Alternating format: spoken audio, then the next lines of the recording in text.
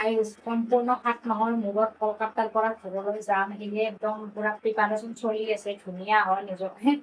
আৰু সেয়ে এতিয়া মাথাত লগাই লৈছোঁ এয়া বাৰ্গুণ্ডি কালাৰ লৰিয়েলৰ এয়া অলপমান চুলি তুলি মানে অলপমান ধুনীয়া কৰি এনেকৈ প্ৰতিযোগী অৱস্থা বেয়া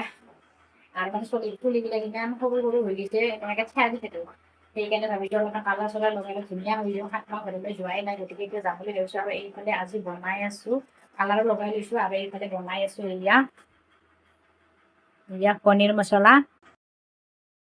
আৰু এইয়া বিচনাখনত একদম চাৰিওফালে গাৰুৱে গাৰু কিন্তু গাৰু কটত নাথাকে তাইক চাওকচোন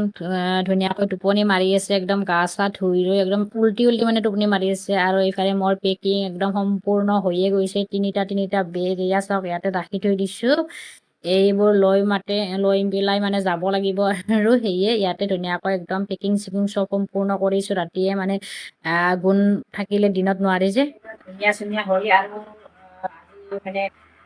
ৰাতিপুৱা ভাতো খোৱা নাই মানে কিছুমান মানুহে কয় মানে ভাত খাই মানে মাথা ধুব নালাগে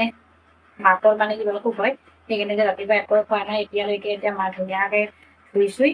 দুপৰীয়াৰ ভাতখিনি অলপ ধুনীয়াকৈ খাম গতিকে লগ পাম অসমত বাই